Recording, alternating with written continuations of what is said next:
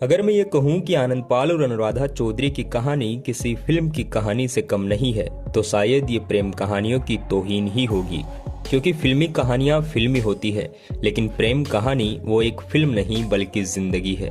आनंद पाल जब तक जिया अपने प्रशंसकों के हिसाब से राजा की तरह जिंदगी जी, और अनुराधा और उसके प्रेम की चर्चा आज भी वक्त की किताब में कैद एक पन्ना है। ये दुनिया लोगों के लिए हमेशा से एक ऐसी अंधेरे किले की तरह रही है जहाँ जाना तो कोई नहीं चाहता, लेकिन वहाँ की कहानियों को सुनना और जानना हर किसी के लिए काफी रोचक रहा है। जो इस दुनिया को जानते हैं वो आपको कहेंगे कि इस दुनिया में केवल राक्षस रहते हैं, ऐसे राक्षस जो किसी का खून पीते हैं और जिनके लिए उनकी जान की कीमत केवल एक गोली है।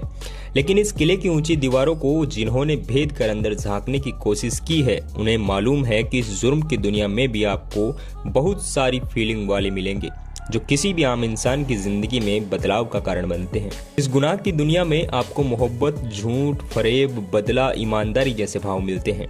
जानकारों से पूछोगे तो आपको पता लगेगा कि इस दुनिया में आधे से ज्यादा जुर्म जोरू और जमीन के लिए ही किया जाता है। लेकिन उनका क्या, जो बड़े नाम बनकर इस दुनिया के बादशाह बनते हैं, क्या उनकी दुनिया में भी इश्क होता है? हाँ, बिल्कुल होता है, क्योंकि इश्क और जुर्म का तो हिसाब ही काफी पुराना है। ऐसा शायद ही कोई अपराधी रहा जिसके इश्क की चर्चा गलियों में आम न हुई हो। आज एक ऐसे ही खूंखार अपराधी के इश्क की दास्तान को जानते हैं जिसकी मौत की चर्चा उसकी जिंदगी से ज्यादा है। नाम है आनंद पाल सिंह। जुर्म की दुनिया का वो खूंखार चेहरा जिसे मानने वाले उसे रॉबिन हुड मानते हैं और जानने वाले खूंखार गैंगस्टर। आनंद पाल की जिंदगी को करीब से जानने वाले बताते हैं कि उसका एक दौर हुआ करता था। 24 जून साल 2017 को चूरू के मालासर गांव में राजस्थान एसओजी ने गैंगस्टर आनंद पाल का एनकाउंटर कर दिया। इसकी सुनवाई जोधपुर सीबीआई कोर्ट में चल रही थी। कोर्ट ने सीबीआई की क्लोजर रिपोर्ट भी स्वीकार नहीं की और एनकाउंटर को लेकर जोधपुर की सीबीआई कोर्ट ने पुलिस अधिकारियों को 302 का आरोपी बनाया है। लेकिन इस चिल्लम चिल्ली में जिस एक शख्स की मौत की चर्चा की जा रही है, उसकी जिंदगी भी बहुत अलग थी, और उससे भी ज्यादा अलग थी आनंद पाल की प्रेम कहानी। आनंद पाल और अनुराधा चौधरी के मोहब्बत के किस्से वक्त की किताब में आज भी दर्ज हैं। हालांकि इस बात की तस्दीक के लिए कोई दस्तावेज नहीं है, ना ही कभी अनुराधा ने इस बात को माना कि उसके और आनंद पाल के बीच प्रेम संबंध थे। लेकिन किसी शायर ने भी क्या खूब कहा है, तर्क ए उम्मीद एक बहाना था, कर चुके ये भी 100 बहाने से, इश्क छुपता नहीं छुपाने से, फिर फायदा ही क्या नजर बचाने से। आनंद पाल जब तक जिया उसने अपने प्रशंसकों के हिसाब से राजा की तरह जिंदगी जी। सिर पर हैट, आंखों पर काला चश्मा और चमकदार कपड़ों का बना कोट। आनंद पाल अपने चाहने वालों को ऐसे ही भेष में मिलता था। गैंगस्टर आनंद पाल सिंह राजस्थान के नागौर जिले की लाडनू तहसील के एक छोटे से गांव सामराद में पैदा हुआ था। वो बचपन से ही पढ़ने में बहुत होशियार था।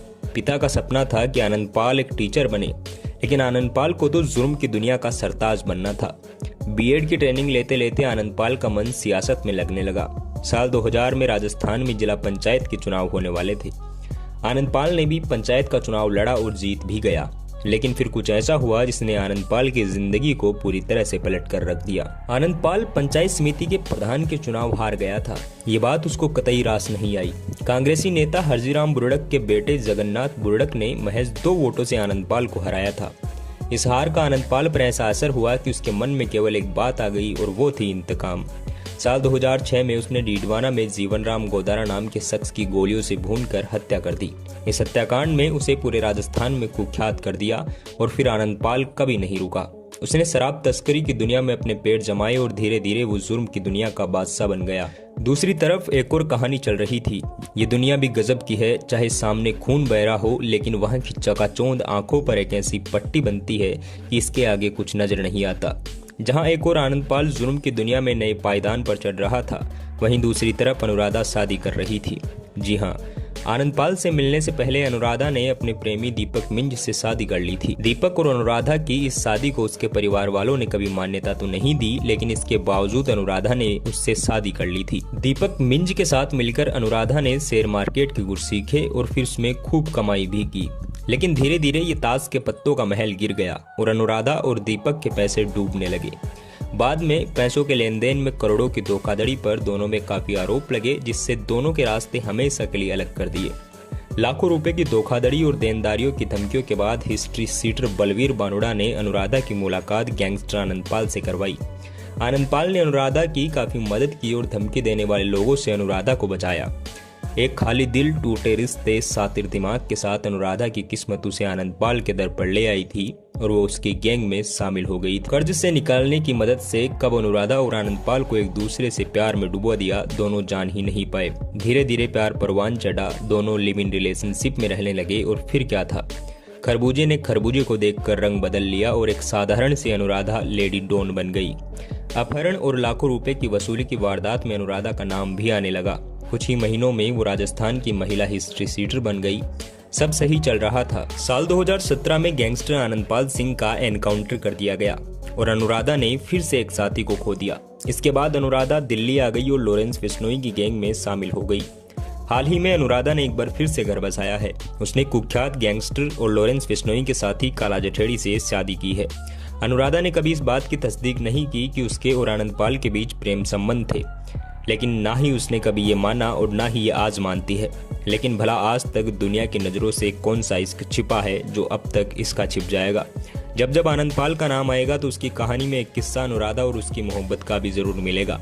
आनंदपाल, अनुराधा और क्राइम जगत से जुड़ी इस कहानी के बारे में जानकर आपको कैसा लगा, कमेंट सेक्शन में हमें ज़रूर बताइएगा। और ऐसे ही अमेजिंग वीडियोज़ देखने के लिए आप हमारे यूट्यूब चैनल हंसराज वर्मा को भी सब्सक्राइब कर सकते हैं।